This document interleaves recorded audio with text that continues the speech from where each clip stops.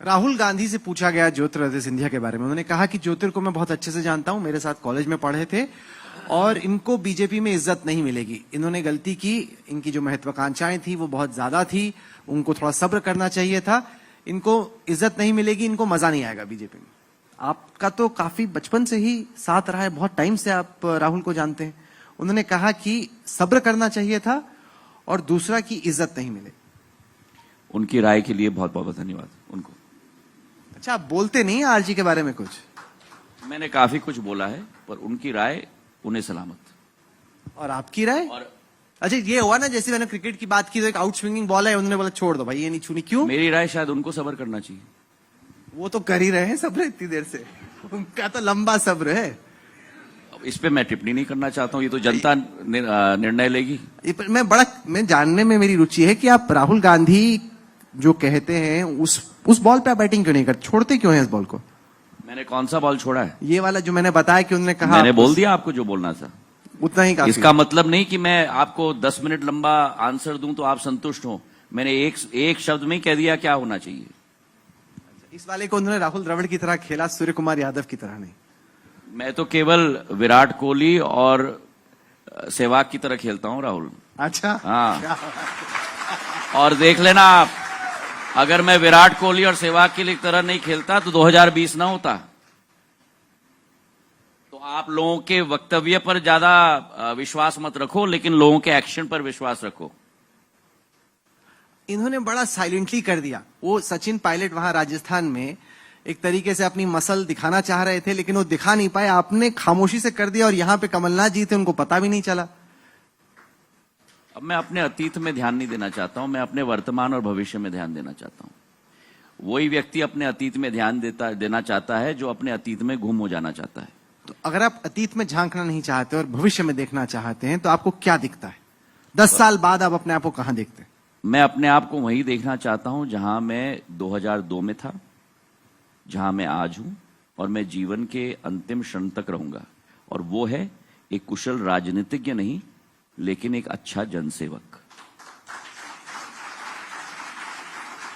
तालियां खूब बज रही हैं आपको समझ में नहीं आएगा? नहीं, मेरे को समझ में आ गया। मैं देख रहा हूं तालियां खूब बज रही हैं आपके लिए। थोड़ा ज्यादा कुर्ता पजामा पहन के मेरे साथ मध्य प्रदेश में घूमिए, तब आपको समझ में आएगा। दिल्ली छोड़िए, दिल्ली बहुत दूर है। नहीं, यहाँ पे टिकट मिलना बड़ा मुश्किल है, मैं दिल्ली में ही ठीक हूँ। Thank you. आप चिंता मत करिए। आप भारतीय जनता पार्टी में 5-6 साल काम करिए, फिर आपको टिकट मिलेगा। सर, एक जो सवाल मध्य प्रदेश की जनता में है वो ये कि भाजपा में अब नया क्या? चूंकि सेम सरकार रही है, सेम सीएम रहे, नए आइडियाज क्या है? अगर फर्ज कीजिए एक बार फिर से सत्ता में आने का मौका मिलता है तो जनता ही जानना चाहती कि नया क्या। क्योंकि क्या होता है कि बहुत वक्त तक अगर कोई रहता है सत्ता में तो एक एंटी इनकम्बेंसी सी बिल्ड हो जाती है कि नया कुछ नहीं है, उबासीन हो रहा है, क्योंकि वही चीजें बार बार चल रही। तो नया क्या है? देखिए राहुल, यही होता है जब आप आज की इंटरव्यू के लिए कल रात को मध्य प्रदेश पहुंचते हैं।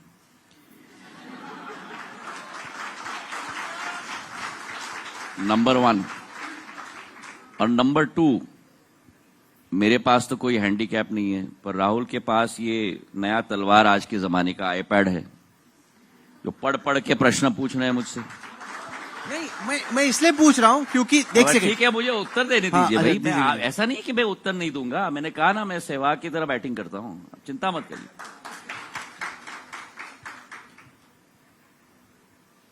अगर आप मध्य प्रदेश में घूमेंगे, और मैं न्योता देता हूं, मैं यहां से झाबुआ जा रहा हूं, तो आप जरूर चलिएगा मेरे साथ। और वर्तमान में जो आपने शब्द इस्तेमाल किया एंटी इनकम्बेंसी, 18 साल की सरकार होने के बाद भी मैं दावे से कह सकता हूं कि आज मध्य प्रदेश में एंटी इनकम्बेंसी नहीं है, लेकिन प्रो इनकम्बेंसी है। भारतीय जनता पार्टी की सोच और विचारधारा है, जो आपने कहा ना स्टेल हो जाता है, वही मामला है कि हम कभी रुकते नहीं। 2 तरीके की दौड़ होती है जिंदगी में। एक कि सुबह उठ के आदमी अपने पेस पर वॉक करे, जो सुबह हम लोग मॉर्निंग वॉकर्स होते हैं। दूसरा वो जो ट्रेडमिल पे चढ़ जाए। भारतीय जनता पार्टी की सरकार ट्रेडमिल में चढ़ने वाली सरकार है, जो सदैव पेस अपने आप बनाती है। पिछले 3-4 महीने में ही देख लो आप, जितनी योजनाएं जनता के विकास और प्रगति के लिए हमने केवल घोषणा नहीं की, कांग्रेस पार्टी के वादों की तरह क्या कर रही है कांग्रेस पार्टी? कर्नाटक में जो पोस्टर चिपकाया था, वही पोस्टर को उठा के मध्य प्रदेश की दीवार पे चिपका दिया।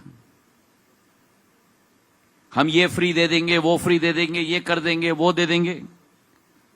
अरे जो 15 महीने की सरकार ने क्या कहा था, जो आपके ने कहा ना, राहुल गांधी जी ने कहा था, उन्होंने हर मंच से, मैं मौजूद था, हर किसान का ऋण माफ होगा और अगर 10 दिन के अंदर माफ नहीं होगा हम मुख्यमंत्री बदल देंगे। ना किसान का ऋण माफ हुआ, ना युवाओं को बेरोजगार भत्ता मिला, उल्टा सारी योजनाएं बंद कर दी। जिस सरकार की ये पृष्ठभूमि रही है 15 महीनों में, वो सरकार क्या करेगी ये गारंटी के आधार पर मैं तो ये कहता हूं कि ये वादे नहीं है, लेकिन विश होंगे मध्य प्रदेश के लिए अगर ये लोग आएंगे सरकार के अंदर। और जहां तक भारतीय जनता पार्टी की बात आपने की, मैंने इसलिए कहा आपको कि ये घोषणाएं नहीं है। शिवराज सिंह जी ने जो योजना शुरू की, लाडली बहना योजना, हर महिला के खाते में 1000 रुपया प्रति माह पहुंचाने की विचारधारा, वो जुलाई के महीने से महिलाओं के खाते में आज पहुंच रही है। बस चुनाव से आइन पहले। नहीं, सुन लीजिए भाई, जवाब क्या था कमलनाथ जी का? चुनाव टाइम पे नहीं। अच्छा, मेरे लिए भी कुछ तालियां बज रही, मैं भी लड़ अरे सकता हूं मैं- यहाँ पे चुनाव। नहीं, आप छोड़िए, आप बस बजाइए। आपने क्रिकेट की बात की ना, always be a good spot.